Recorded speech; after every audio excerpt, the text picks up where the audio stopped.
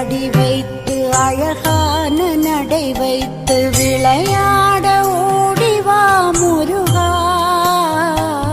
என்னோடு சேரவா முருகா. உன்னோடு சாய்ந்தாட உடலிங்கு தள்ளாட உயிர்